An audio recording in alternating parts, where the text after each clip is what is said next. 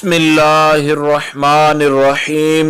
अस्सलामु अलैकुम वरहमतुल्लाहि वबरकातुहू। आज बात करेंगे मोहब्बत और महबूब के दिल में इज़्ज़त पाने के वजीफ़ा के हवाला से।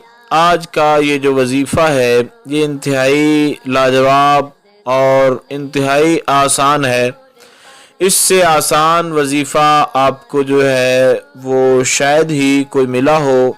ये सिर्फ़ और सिर्फ 1 मिनट से भी कम वक़्त के अंदर जो है इसको आप कर सकते हैं, और इंशाअल्लाह ताला जब आप करेंगे तो आपको इसके बेशुमार फ़वाइद जो हैं वो मैसर आएंगे। और दुआ भी है कि खालिक़े कायनात आपको इससे, इस वजीफ़ा की बरकत से, अपने इस नाम की बरकत से अल्लाह रब्बुल जलाल आपको आपके मसले के अंदर कामयाबी और कामरानी अता फरमाए।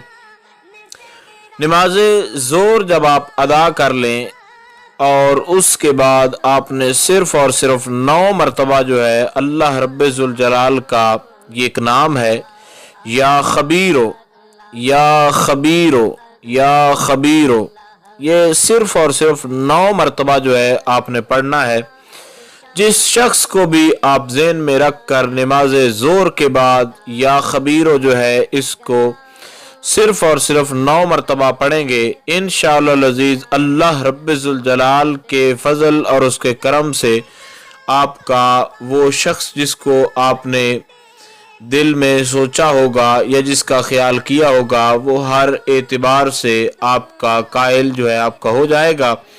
और जिस तरीके के साथ आप उससे बात मनवाना चाहेंगे इंशाअल्लाह अज़ीज़ बिफ़ज़लिही ताला जायज़ मोहब्बत के मामलात में जैसा भी कोई मसला हुआ वो आपका हल हो जाएगा। उम्मीद की जा सकती है मुख्तसर तरीन अल्फाज के अंदर जो गाइडलाइन आप तक जारी की गई है उसकी आपको समझ आ गई होगी। फिर भी अगर आपका कोई सवाल हो, इस हवाले से आप लोग पूछना चाह रहे हो तो आप लोग कमेंट्स कर सकते हैं।